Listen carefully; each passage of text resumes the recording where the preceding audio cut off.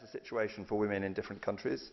It looks at women's participation in the economy, in politics, in education, and it looks at health and survival rates for women compared to men. And then it produces a ranking of equality or inequality according to country. And the latest Global Gender Report, which was published last year, covers 136 countries. At the top of the rankings, in terms of the country where there is the greatest of all equality for women, is Iceland. India is ranked at number 101 out of a list of 136 countries.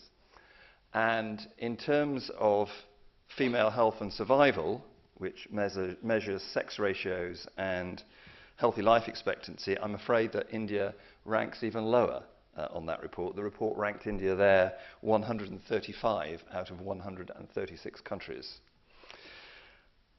That said, I don't think there's anyone who would seriously contest that Indian women and girls face huge challenges today. You know these problems far better than I do. But nor, I think, would anybody contest that India has made really significant progress in tackling those problems. And today I want to commend all of those brave individuals who have led the way in making that progress. I want to commend the politicians, I want to commend the bureaucrats, I want to commend people working in the central government here in Delhi, I want to commend brave people working in the state governments around this country. I want to commend in particular the judges and the lawyers and the members of the legal profession who are represented here today, parliamentarians, police, activists, NGOs, students and civil society. Every single one of those people and of those institutions have done something important to help advance the cause of women here in India.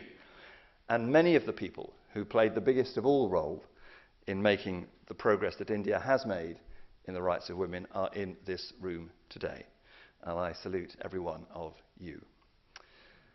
But many more of the people who have made that contribution are not with us in this room.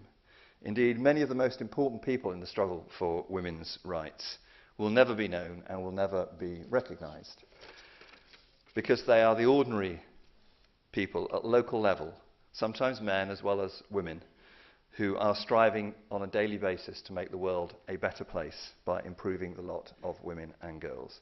And today I salute them too.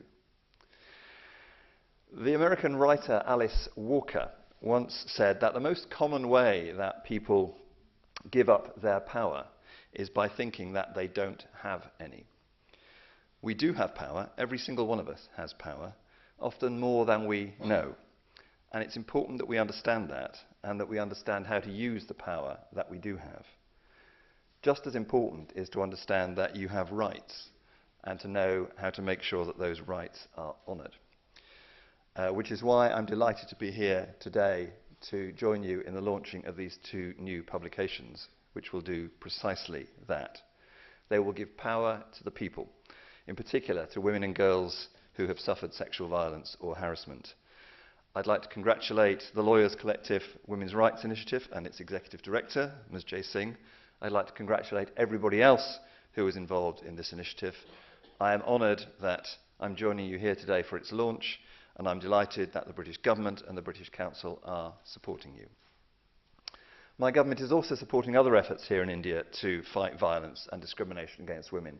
In Bihar, for example, our Department for International Development is helping the state government implement the 2005 Domestic Violence Act by training new protection officers, by improving helplines for women, and by making homes and public spaces safer.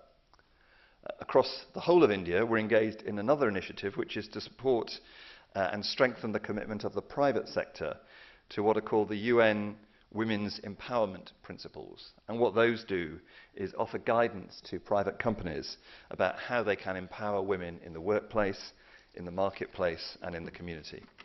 We believe in those principles, and we want to see them universally respected. I'm also proud, as Mr. Lyne said, that the British Council supported the recent performances in India of that powerful play, Nirbhaya, which has won awards and excellent reviews in India, in the UK, and around the world. Sexual violence is not an Indian problem. It's a global problem. We face it in Britain too. So while we hope that there are things that our Indian friends can learn from our experience in Britain, we're equally clear that there are things we can learn from you here in India about how to tackle this terrible problem. If we're going to fight this problem successfully, we have to be strong, and if we're together, we will be strong.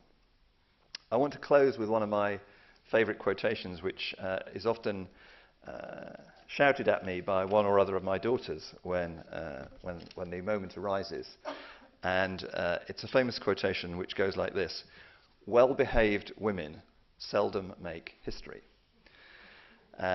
Today I salute all the women, well-behaved and badly behaved, who have made history.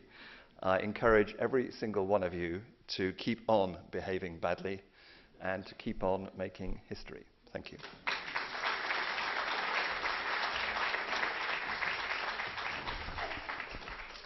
Thank you, Sir Bevan, and thank you so much.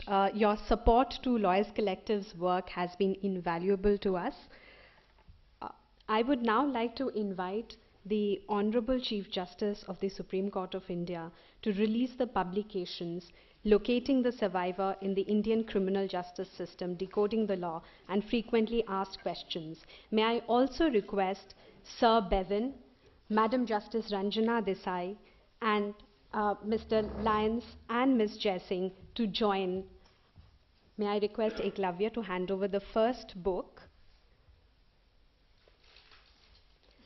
This is the publication Locating the Survivor in the Indian Criminal Justice System, Decoding the Law.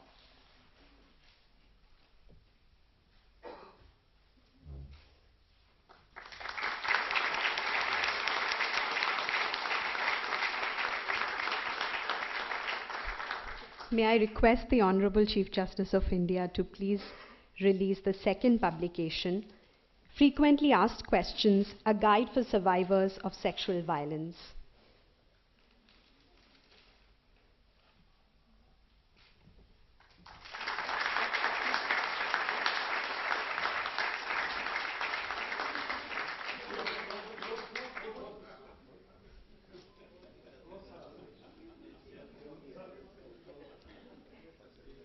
Copies of the publications are available at the registration counter and have been shared with you.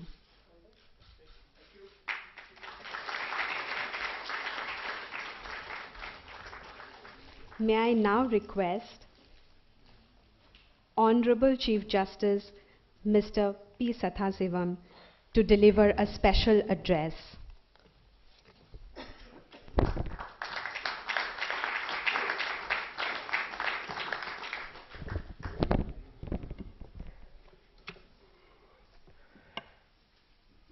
Mr. James Bevan, the High Commissioner to India, Justice Ranjana Desai, my sister judge, Indra Jaising, woman behind this function and several activities, my brother judges, former judges, judges of the Delhi High Court, Mr. Fali Nariman, Mr. Bhandari,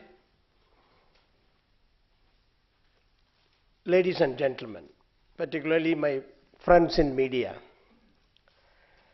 At the outset, I extend my warm felicitation to all the luminaries present here in this August gathering.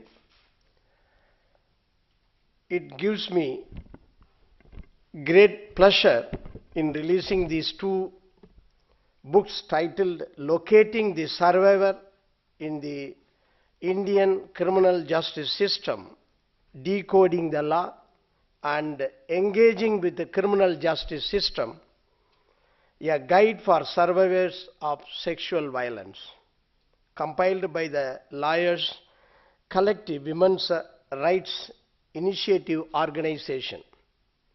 The release of the publication is timelier than ever before.